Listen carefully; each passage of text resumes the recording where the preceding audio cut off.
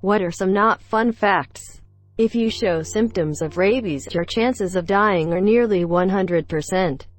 If you show symptoms of living, your chances of dying are 100%. Edit. Thanks for the awards. But symptoms come like 14 to 21 days after infection, and if you get a rabies shot anytime between infection and being symptomatic, your chance of survival jumps to almost 100%. This is why it is important to get rabies shot anytime you are bitten by an animal you don't know. And important to be up to date on your pet's rabies vaccines. Edit.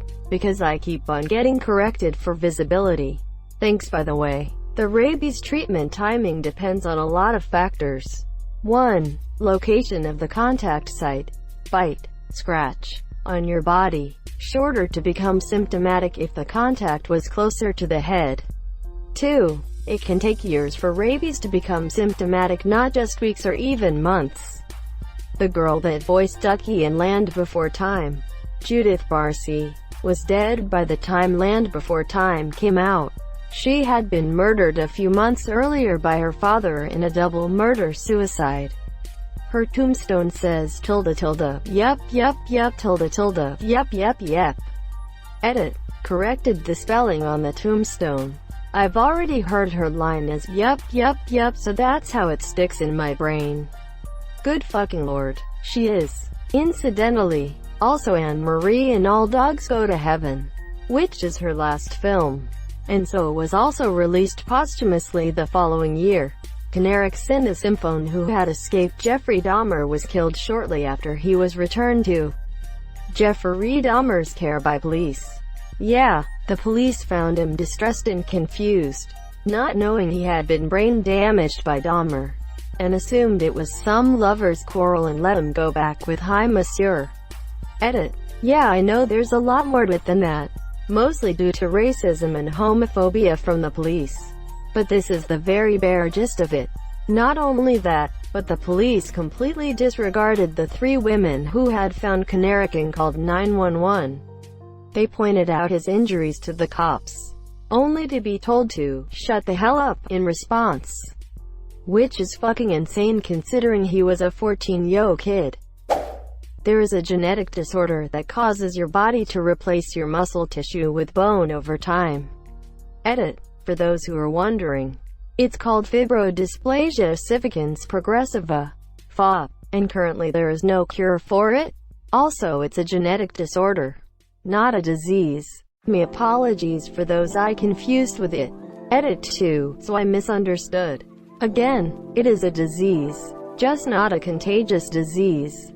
Is this disease where eventually you sort of freeze? So at some point you have to decide if you want to be sitting or laying for the rest of your life. The chances of you waking up tomorrow is less than 100%. I like those odds. If you're going to be murdered, chances are very good you've already met your killer. Of course I know him. He's me. In their Greek mythology origins, centaurs are all males and procreate solely by rape of human females. Oh god, that would mean a human female gives birth to a half-human, half-horse. Oh god, no, half-centaur, so 3/4 human. That's how you breed a quarter horse. You know what they call a quarter horse in France? A horse royale. A horse royale with cheese. Whales and dolphins die by not having enough energy to surface for air, so they slowly sink into the depths of the ocean and suffocate. Edit. As a part Welshman, all these comments about whales made me laugh a lot. Those poor Welsh people. Welsh person, horror dying last garbles passerby. I think it's about 8:10. The Welsh will no longer sink post-Brexit. In Australia, there is a plant called the Gimpy, otherwise known as the suicide plant. When touched, it delivers multiple stings with a long-lasting neurotoxin that is so painful that people would rather kill themselves than live through a few days of excruciating pain, and then a further several years of lesser pain, or full reoccurrence in the correct conditions. If the tiny hairs that deliver the stings are not removed, or are buried, the pain will continue for years. The pain which has been described as feeling like being doused in hot acid and being electrocuted simultaneously, is so bad the people have been driven mad by it. Horses who have been stung by this plant have literally thrown themselves off cliffs. An ex-serviceman named Cyril Bromley is known to have fallen into one of the plants during World War II. Driven mad by it, he had to be strapped to a bed to prevent himself from committing suicide. Another rather unfortunate officer is known to have shot himself in the head after using one of the plant's leaves as toilet paper. Rather than live with the pain in his rear end, he chose to end his life. As the Wikipedia page says, the fruit is edible to humans if the stinging hairs are removed. I can just imagine how that went down. Hey, you know that plant that causes so much pain for the rest of your life that you want to die? I want to eat some of it. TBH, if I'm on death row, I'd be game for my last meal. I would kill myself if that happened to my ass too. Fuck that. As if being the definition of arachnophobic wasn't enough to give me a reason to stay away from Australia. Banana republics were coined in the book Cabbages and Kings, about small countries based around single exports that were taken advantage of by large corporations. That company taking advantage of them for the book rebranded and is now called Chiquita. Also standard fruit, which became Dole. Don't forget Dole and Del Monte. Most giant food companies in agribusiness have controversies, some significantly more than others, like Nestle. Been thinking about this one a lot lately. You will watch most of the people you love die, and the rest will watch you die. It's guaranteed to happen. That's why I love no one and I am loved by no one. I love you. Now you'll watch him die. There's somebody out there that you're completely compatible with and you get along perfectly in. It's your perfect partner, but you'll probably never get to meet them. I could never respect a woman who would settle for me. Hence why your perfect partner is a dude. My friend lives in somewhat rural Washington State, USA. She got on a dating app, OkCupid, a few years ago, and on a whim she set her interested location as global. She matched with a guy who lived in Germany. When she asked him why he also set his location to global, he said, "What are the odds in all the world that my soulmate is in my own city?" Quote, they're engaged. That was smooth as hell, read like a movie scene. Congrats to them. Over 300 people are believed to have jumped from the World Trade Center on 9/11. One of the falling bodies killed a fireman at the scene. On top of that, there are still over 1,000 victims whose remains have not been found. At this rate, they will never be found. America's first baseball star, Jim Creighton, died at 21 from a rupture he got from hitting a home run. Suffering from success. The average human asshole can stretch to about 8 inches and a raccoon can fit into holes around 4 inches in diameter. This means a raccoon can crawl into your ass. Too, preferably, seeing as there's space and all. Americans will measure with anything besides the metric system, I swear. When the metric system includes raccoons, we can talk. Edit. Thank you, kind Redditor who granted me a silver. It will look amazing in my dragon horde. Brain activity has been recorded for up to 10 minutes after death. What is that person experiencing during those last minutes of life? Thinking about all the memes he saw in his life. People born before the internet. Well, this sucks. Quote, George Washington after he dies, the fuck is a Shrek? Shrek is love, Shrek is life. Male sea otters have forced and violent sex with not only female otters and some pups, but other marine life as well. This often ends in death. Edit. I noticed a lot of questions of whose death occurred during these sexual encounters. The victim is usually the one who dies, as male otters are known to bite and drown their victim as well as having forceful sex.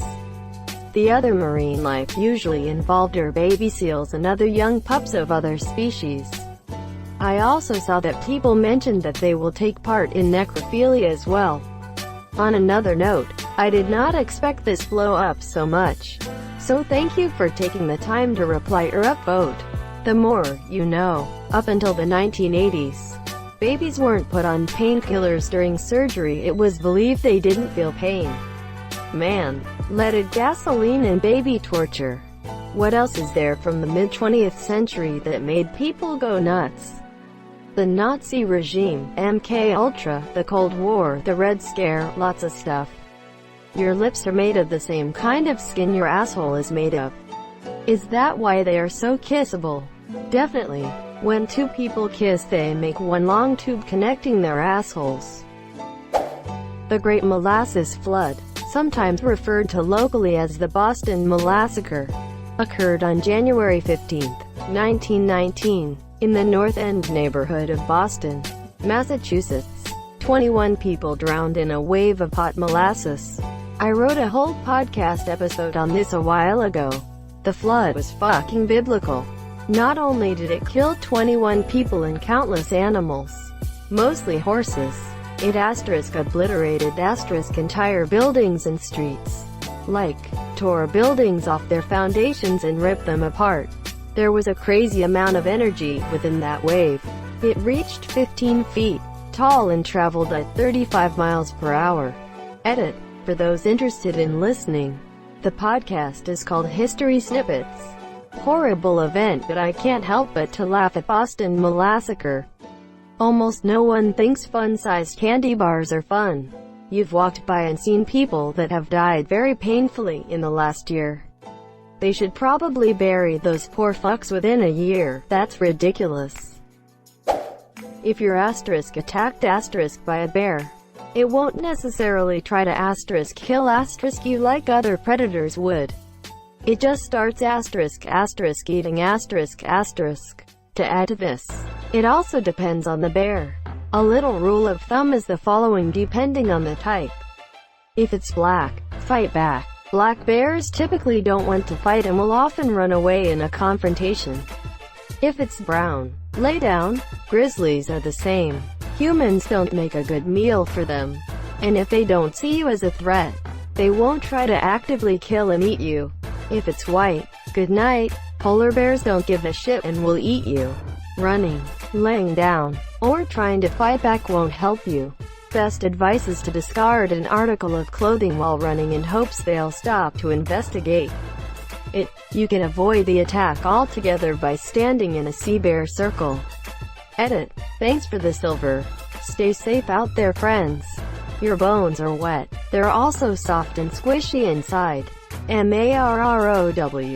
Male octopodes have multiple detachable penises. During mating, they simply rip one off and hand it to the female, who then swims away and, quite literally, fucks herself. Here's my dick, go fuck yourself. Rabbits eat their babies if stressed. Not. Mice and rats will kill their litter if they don't feel that conditions are good enough to raise their children. Male dolphins have been observed to gang rape females, kill dolphin babies that are not their own so their mums are available again, and for absolutely no reason other than entertainment brutalize porpoise young, greater than kill dolphin babies that are not their own so their mums are available again. To be fair with them, there's a lot of animals that do that. America has 5% of the world's population, but 25% of all prisoners in the world. I'm not a prisoner. I'm choosing to endlessly scroll Reddit and not go to sleep. Died on impact is not necessarily a literal tiramisu. It can take quite a while to die from blunt force trauma. I feel like there should be a special, explicit version of died on contact, and the other for died after an agonizingly long wait for rescue. I think they say that to make the family feel better. I knew someone that died on impact. A few years later I learned that he lived for 30 minutes after impact. I wish I didn't learn that. For a very long time, beheading was used as a form of execution because it was believed it resulted in instantaneous death. For quite some time, there was suspicion that this wasn't the case. But many rules and regulations governing the use of cadavers limited doctors from thoroughly investigating enough to challenge the practice. However, at the turn of the 20th century, a French doctor, Bourreau, was permitted to make an investigation of a severed head from a criminal named Languille. immediately after guillotining. He notes his observations. Asterisk, here is what I was able to note immediately after the decapitation. The eyelids and lips of the decapitated man worked in irregularly rhythmic contractions for about 4 or 6 seconds. I waited several seconds longer. The spasmodic movement ceased. The face relaxed. The lids half closed in the eyeballs, leaving only the white of the conjunctiva visible, exactly as in the dying whom we have occasion to see every day. It was then that I called in a strong, sharp voice. Languile. I then saw the eyelids slowly lift up. Without any spasmodic contraction, I insist advisedly on this peculiarity, but with an even movement, quite distinct and normal, such as happens in everyday life, with people awakened or torn from their thoughts. Next, Languile's eyes very definitely fixed themselves on mine and the pupils focused themselves. I was not, then, dealing with a vague dull look, without any expression that can be observed any day in dying people to whom one speaks. I was dealing with undeniably living eyes which were looking at me. Asterisk. Every person who was ever decapitated was most likely aware of their predicament for a short time following their death. Of course they were. When you think about it, you've still got a few seconds worth of blood and oxygen swirling around in your head. By cutting it off, you're limiting the lifespan of the brain to however much oxygen is already there. Thank you so much for watching and have a good day.